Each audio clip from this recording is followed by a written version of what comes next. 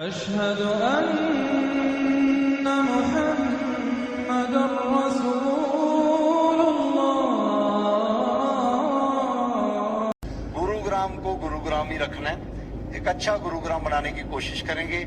आने वाले समय में जितनी भी सेक्टर डिवाइडिंग रोड्स हैं, जितनी भी उसके साथ ग्रीन बेल्ट्स हैं, जितनी एचएसवीपी की मार्केट्स हैं और गवर्नमेंट लैंड है, 100-200 गवर्नमेंट लैंड, 100-200 एकड़ भी अगर एनक्रोच्ड है और उसके ऊपर लोगों ने एनक्रोचमेंट कर रखी है तो भाई वो हटेगी, किसी भी हालत में हटेगी। गुरुग्राम को गुरुग्राम ही है कि बाबर ने मंदिर तोड़कर मस्जिद बनाई है, ये बनाई है, वो बनाई है, औरंगजेब रहमतुल्लाह अलैह ने ये किया है, वो किया है, मुगलों ने ये किया है, वो किया है।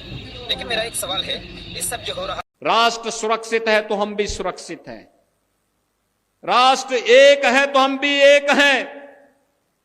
राष्ट्रीय एकता के मार्ग में सबसे बड़ी बाधा यही है जो वंदे मातरम के मार्ग में बाधा है। मेरे अवतार धारण करने के 3 कारण होते हैं। पहला, आतताइयों द्वारा पीड़ित साधु पुरुषों का उद्धार करना। दूसरा, दुष्टों का नाश करना। और तीसरा कारण है धर्म की पुनः स्थापना करना। इन्हीं कार्यों के लिए मैं हर युग में प्रकट होता हूं। मेरे जन्म और मेरे कर्म दोनों दिव्य हैं। जो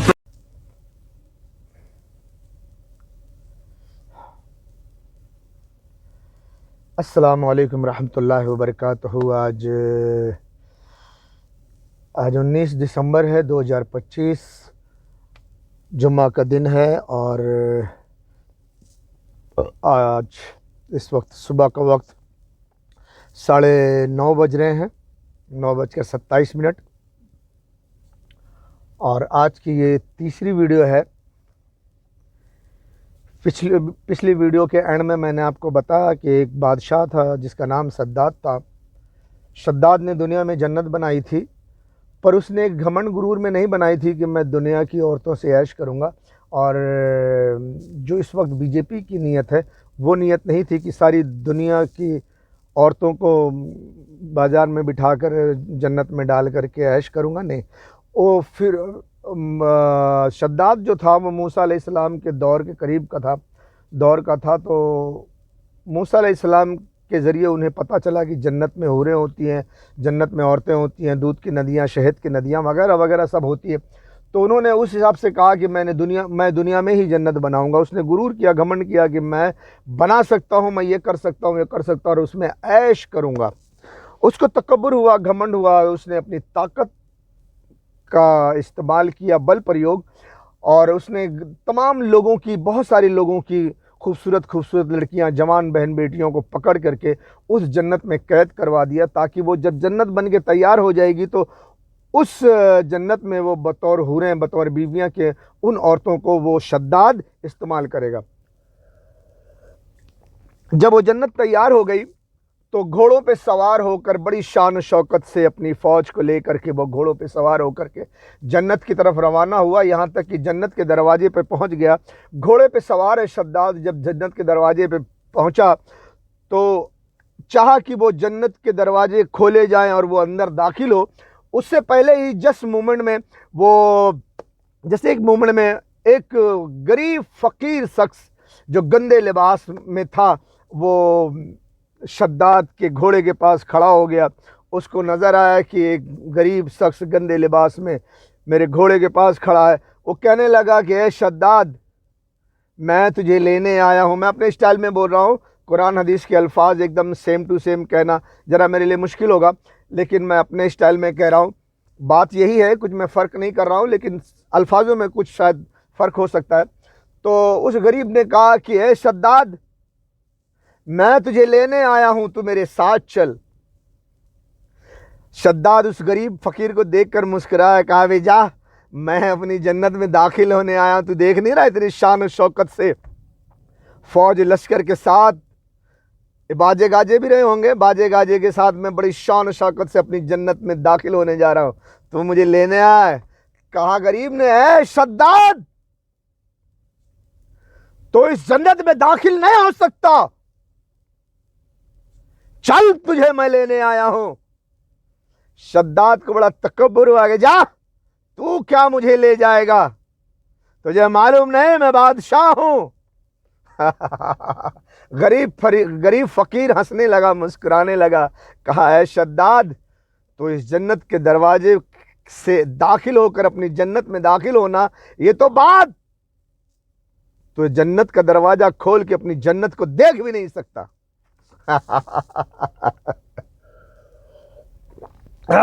तू बादशाह है। शद्दाद ने कहा मैं देखूंगा, दरवाजा खोल के दाखिल होऊंगा। अपने घोड़े को एन लगाई, लगाम खींची और घोड़े को इशारा किया कि आगे बढ़। गरीब फकीर ने घोड़े की लगाम खींच ली, धार से गिरा, शद्दाद जमीन पे गिरा। हालात बदल गए, मंजर बदल गए। अब शद्दाद गैबी नजर से देख रहा है। शद्दाद ने कहा है मेरे परवरदिगार, मुझे बस इतनी मोहलत दे दे कि मैं जन्नत का दरवाजा खोल के अपनी बनाई हुई जन्नत का दीदार कर लूं। हुक्म हुआ नहीं, फरिश्ते को हुक्म हुआ कि शद्दाद की रूह कब्ज कर ली जाए। बहरहाल शद्दाद बहुत गिड़गिड़ाया, बहुत तड़पा कि जन्नत में दाखिल नहीं होगा, कम से कम दरवाजा खोल के जन्नत का दीदार कर लो। हुक्म हुआ नहीं, तू देख भी नहीं सकता। और शद्दाद की रूह कब्ज कर ली गई, घोड़े से गिरा, खत्म, मर गया। वो बड़ी शान शौकत से गया था, गरीबों पर जुल्म करके गरीबों की बहन बेटियों को जबरदस्ती कैद करके उस जन्नत में रखा कि बतौर बीबियां वो ऐश करेगा, लेकिन उस बनाई हुई जन्नत का दरवाजा खोल के देख न सका। हिंदुस्तान की सरकार, वैसे तेरे सपने हैं, मुंगेरी लाल के सपने और तेरे सहयोगियों के सपने, इल्यूमिनेटी खुफिया एजेंसी के सपने, वो एजेंसी जो 1771 में जर्मन में पैदा हुई 1 मई को, जिसकी नींव रखी गई। इल्यूमिनेटी खुफिया एजेंसी जिसको अमेरिका यूएस प्रमोट करता है, अमेरिका, ब्रिटेन, फ्रांस, इजराइल और नेटो सब उसके लिए कर रहे हैं काम, और उसी के पैसे देने की वजह से, उसी के पैसे लेकर के, उसी के इशारे पर तुम लोग ये काम कर रहे हो कि हिंदुस्तान में पूरे गरीबों के घरों पे बुलडोजर चला करके, गरीबों की दुकान पे बुलडोजर चला के, गरीबों के ठेले पे बुलडोजर चला के, गरीबों के साग सब्जियों को दुकानों पे बुलडोजर चला के सबको गुलाम बना करके तुम दुनिया को ऐश इशरत की जिंदगी जीना चाहते हो, दुनिया को अपने लिए जन्नत बनाना चाहते हो। अमेरिका और इल्यूमिनेटी खुफिया एजेंसी वाले चाहते हैं कि तमाम दुनिया के लोगों को मार करके एक हुकूमत कायम की जाए, वन वर्ल्ड गवर्नमेंट, और सारी दुनिया में उनकी हुकूमत हो और वो सारी दुनिया की दौलत उनकी मुट्ठी में हो, और सारी दुनिया की तमाम खूबसूरत से खूबसूरत औरत उनके बिस्तर पे हो और शराब और अय्याशी की जिंदगी जिए, दुनिया को जन्नत बनाना चाहते हैं।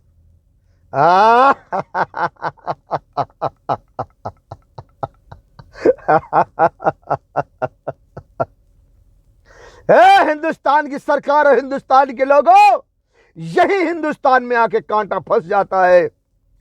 अगर हिंदुस्तान पाकिस्तान, ईरान और चाइना को मारने में कामयाब हो गया तो समझो सारी दुनिया की औरतें बाजार में बैठ गई, और US, Britain, France, Israel, NATO, ये सब तमाम लोगों को मार करके वन वर्ल्ड ऑर्डर कायम करके सारी दुनिया की औरतों को बाजार में बिठाने में कामयाब हो जाएंगे। और अगर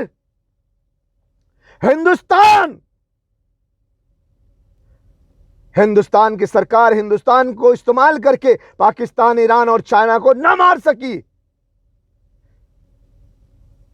तो पूरा अमेरिका, ब्रिटेन, फ्रांस, इजराइल और हिंदुस्तान पूरे दुनिया की औरतों को, पूरी दुनिया को मार के गुलाम बनाने को, पूरी दुनिया की औरतों को बाजार में बिठाने में नाकाम रहेंगे।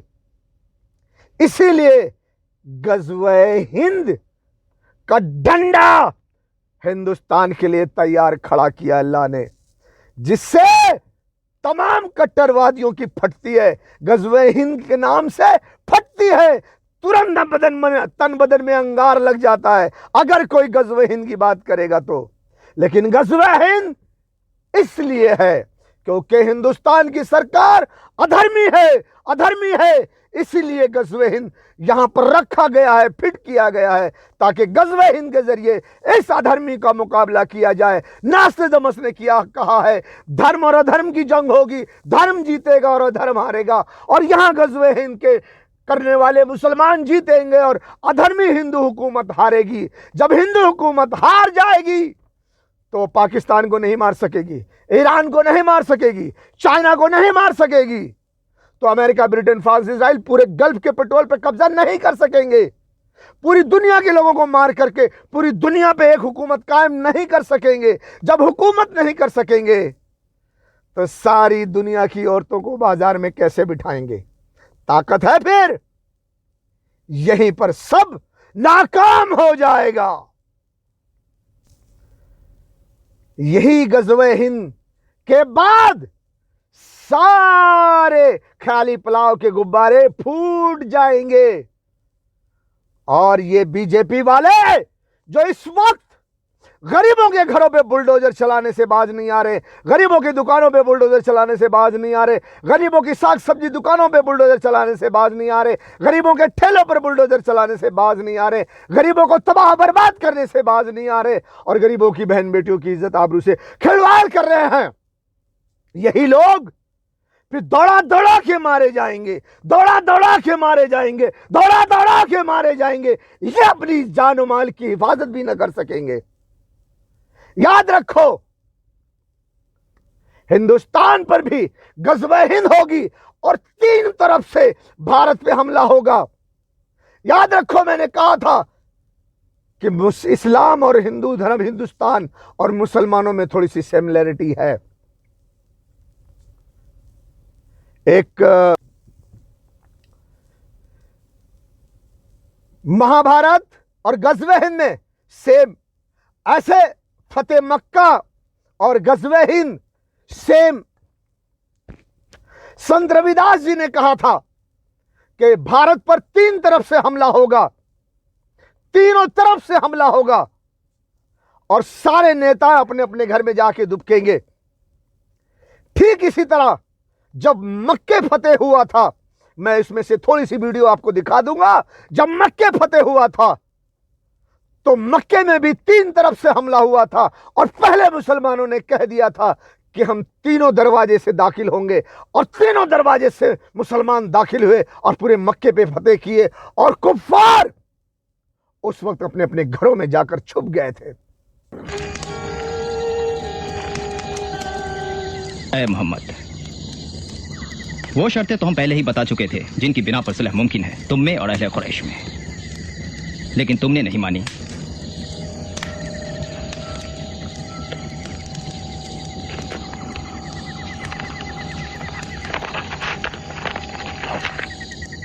ये क्या है? अल्लाह, रहमान, रहीम, ये कौन है? ये सब मत लिखो। और ये आखिर में क्या लिखा है? मोहम्मदुर रसूलुल्लाह। तुम्हें रसूलुल्लाह मानता तो लड़ता ही क्यों? लिखो अब, ये काट कर लिखो। ये सुलह होती है मोहम्मद इब्ने अब्दुल्लाह और सुहैल इब्ने अम्र में। ये ठीक है या पहले वाला?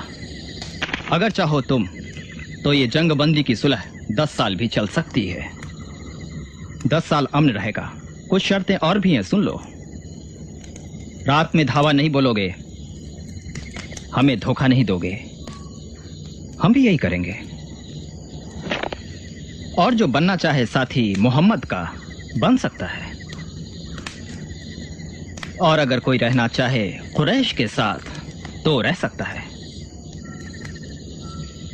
अगर इनकार किया या हमें से किसी को रोका या वादा तोड़ा तो खत्म सुलह।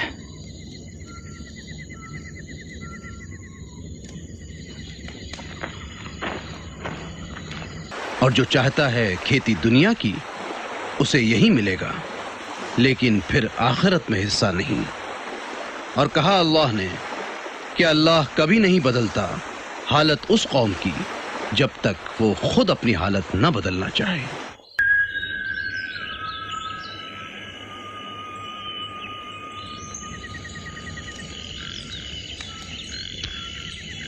अल्लाह के लिए सब आसान है। ये कौन है?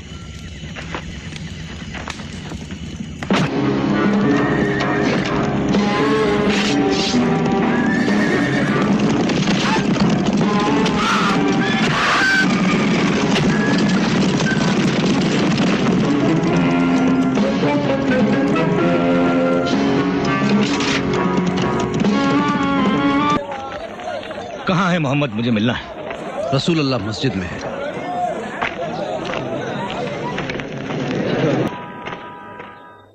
या मोहम्मद, तुम्हारे लोगों ने नहीं तोड़ी सुलह हुदैबिया की। मैं मानता हूं बद्दुओं ने खेल खराब कर दिया। मुझसे मुंह फेर के मत जाओ मोहम्मद, रुक जाओ। या मोहम्मद मत जाओ। देहाती चोरों का काफिला था जिसने तोड़ी सुलह हुदैबिया की। हमारा कोई कसूर नहीं है। हमला रात में हुआ था, तो फिर कैसे कहते हो कि हम थे? आए बरा, मैं तुम्हारे शहर में हूं। आए हुजैफा, मैं तुम्हारा रिश्तेदार हूं। कोई नहीं सुनता मेरी। या अबू बकर, या उमर, या अली, अरे कोई तो सुनो मेरी। मैं सरदार कुरैश, मैं मक्का, मैं अबू सुफियान, मेरी ये तौहीद। सुलह तुम लोगों ने तोड़ी है, अब हमारी कोई जिम्मेदारी नहीं।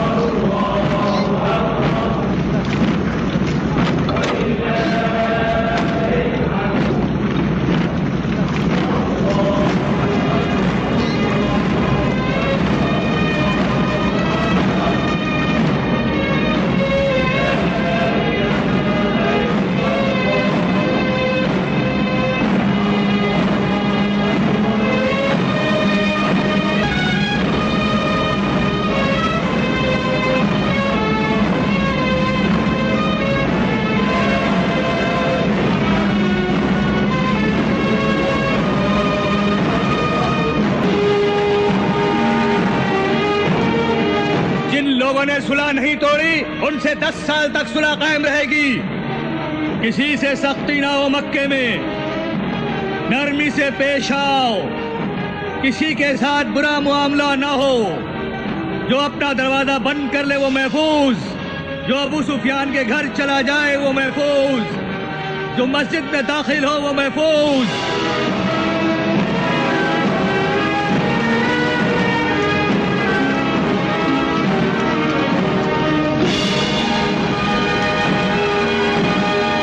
उसने वादा पूरा किया, वो एक दरवाजे से अंदर नहीं आए। वो दिल जीतने का फन जानता है, नेज़ा नहीं चलाता। यही असल कामयाबी है। लेकिन मेरे लिए तो कहर है। हमें लोगों के सामने आ जाना चाहिए हिंद।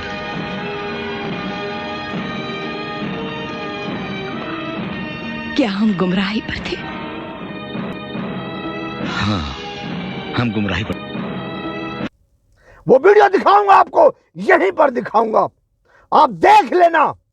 और पूरी वीडियो भी डालूंगा जिसका नाम रिसाला है, ताकि तुम्हें एहसास हो सेम है। इसी तरह जब हिंदुस्तान फतेह हो जाएगा तो एक एक जालिम पागल कुत्ते की तरह दौड़ा दौड़ा के मारे जाएंगे। मुसलमान दौड़ा दौड़ा के मारेगा, और तमाम वो हिंदू जो सच्चे देशभक्त हैं, यानी सच्चे लोग, वो हिंदू जो अपने देश से मोहब्बत करते हैं, अंग्रेजों की गुलामी नहीं करते, अंग्रेजों की गुलामी नहीं करते, आरएसएस की गुलामी नहीं करते, हिंदू मुसलमान नहीं करते, एक सच्चे हिंदुस्तानी है, वो मुसलमानों के साथ मिलकर के एक एक जालिमों को दौड़ा दौड़ा कर पागल कुत्तों की तरह मारेंगे। पागल कुत्तों को कैसे मारा जाता है तुम्हें पता है ना?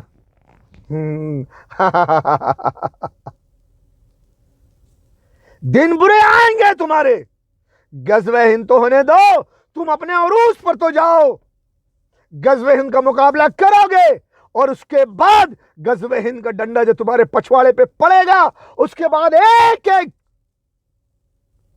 फौजी जवान कोई नहीं बचेगा, कोई पुलिस वाला नहीं बचेगा। हर एक जालिम पुलिस वाले की टांग जिंदा उखाड़ के फेंकी जाएगी। उस पुलिस वाले को मशीन में बांध करके उसके हाथ जिंदा उखाड़े जाएंगे।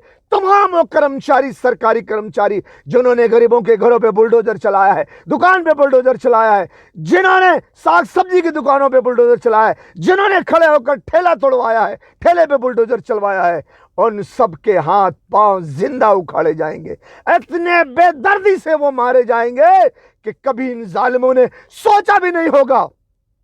और इनकी हिफाजत के लिए ना तो सरकार आएगी और ना इनके बाप आरएसएस के लोग और ना अंग्रेज आएंगे। दूर से ऐसे अमेरिका तमाशा देखते रहेगा। औकात नहीं होगी अमेरिका कि ये गज़वे हिंद की जंग रुकवा सके। नहीं रुकेगी, नहीं रुकेगी, नहीं रुकेगी। ऐ जालिमों, गरीबों के घरों पे बुलडोजर चलाने वालों, तुम्हारी हिफाजत कोई नहीं कर पाएगा। तुम देखते नहीं हो कि किस तरह से पूरे हिंदुस्तान को तबाह बर्बाद किया जा रहा है। हिंदू स्कूल में क्या बुराई है? हिंदू स्कूल को बंद किया जा रहा है। और शराब के अड्डे में ऐसा क्या अच्छाई है? पूरे देश में शराब के अड्डे। सिर्फ यूपी में 27,308 शराब के अड्डे, जिसमें देसी अंग्रेजी सब मिलता है। आप सबके घर गिरा दोगे, दुकानें गिरा दोगे, बहन बेटियां रोड पे आ जाएंगी, और वहां पर जगह जगह पर शराब के अड्डे होंगे, तो रोड पे बैठी बेटियों के साथ क्या होगा? सोचा है कभी? अरे हिंदुस्तान के फौजियों, जवानों, तुम्हारी बहन बेटियों के साथ, तुम्हारे मुल्क की बहन बेटियों के साथ सरेआम उनकी इज्जत से खिलवाड़ किया जाएगा। उस वक्त फौजी जवानों, तुम कुछ न कर सकोगे, और बहन बेटियां चीखेंगी, तड़पेंगी कि कहां है मेरे देश के जवान जो मेरी इज्जत आबरू की हिफाजत करें। और ये अधर्मी सरकार अगर कामयाब हो जाती है तो पूरे देश की बहन बेटियों की इज्जत की धज्जियां उड़ा देंगे। ये अहंकारी लफ्ज कि हम बंगाल की सरकार को जड़ से उखाड़ के फेंकेंगे। क्यों? बंगाल की सरकार क्या हिंदुस्तानी नहीं है? कोई अधर्म काम कर रही है? नहीं।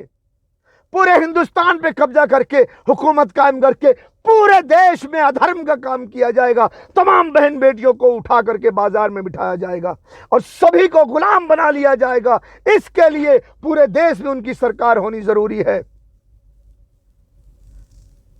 तो मेरे दोस्तों, वक्त से पहले समझ जाओ, इससे पहले कि तुम्हारे हाथ से सब कुछ निकल जाए, होश में आ जाओ, वरना चीखते तड़पते रह जाओगे और तुम्हारी बहन बेटियों की इज्जत आबरू की हिफाजत के लिए तुम कुछ न कर सकोगे।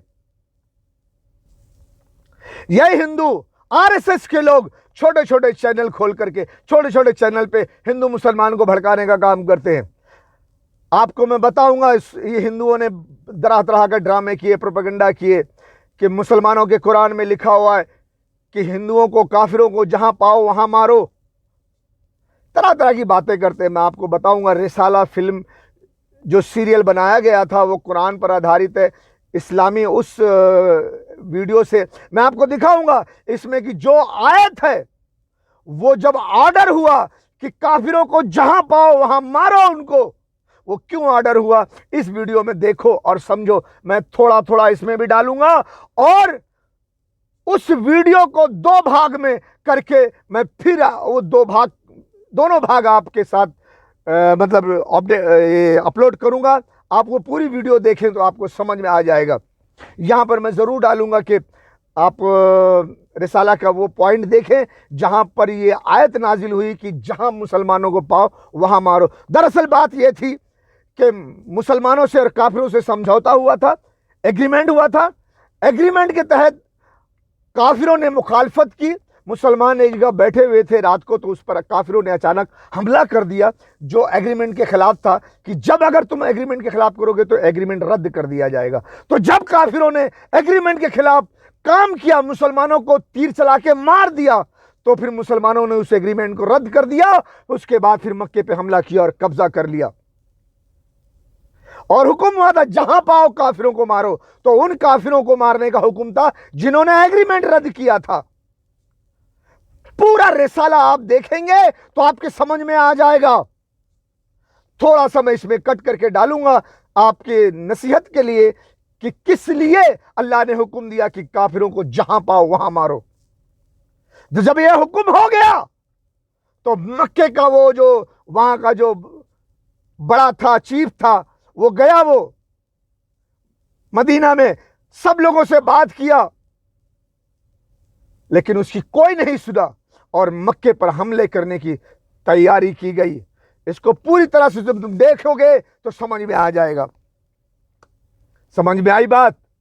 तो ऐसे झूठ फुरा की बातें करके, ऊट पटांग बातें करके, बेसर पैर की बातें करके, कुरान का नाम लेकर के, इस्लाम का नाम लेकर के हिंदुओं को भड़काया जाता है, मुसलमानों के खिलाफ किया जाता है, ताकि इन हिंदुओं को जो मेजॉरिटी में है उनको इस्तेमाल करके पूरे हिंदुस्तान में हुकूमत बना करके अधर्म का काम किया जाए, अमेरिका की गुलामी की जाए। ये आरएसएस अमेरिका की गुलाम है, अंग्रेजों की गुलाम है, पहले भी ये अंग्रेजों की गुलाम थी। लोगों को कहना है आज ये अंग्रेजों की गुलामी करके पूरे हिंदुस्तान को तबाह बर्बाद करने पे लगी हुई है और ये पूरे हिंदुस्तान को तबाह कर देगी। अगर अल्लाह ने इसके साथ गज़वे हिंद को ज्वाइन न किया होता, गज़वे हिंद को फिट न किया होता, तो पूरे हिंदुस्तान की हिफाजत करने वाला कोई न होता। लेकिन अल्लाह ने गज़वे हिंद को फिट किया हुआ यहां पर, और पूरे हिंदुस्तान के लिए कैसे कैसे लोगों को मुकर्रर किया हुआ है। हिंदुस्तान में बहुत सारे अच्छे लोग पैदा होंगे जिसके बारे में हिंदुस्तान में पेशन गोई है, सब कुछ बताया गया है। तो मेरे दोस्तों, मैं ये कहना चाहूंगा कि आप इस वीडियो को गौर से देखें और समझें और रिसाला को जरूर देखें। हिंदुओं, तुम रिसाला को जरूर देखो, उसमें बुलडोजर भी दिखाया गया है। मोहम्मद से हर तरह का लेन देन बंद, खाने में ना उनका हिस्सा ना उनके साथियों का, उनसे शादी ब्याह भी नहीं करेंगे हम, उन्हें यहां से घाटियों की तरफ भगा देंगे हम। लोग बेजार हो जाएंगे इस दीने मोहम्मद से।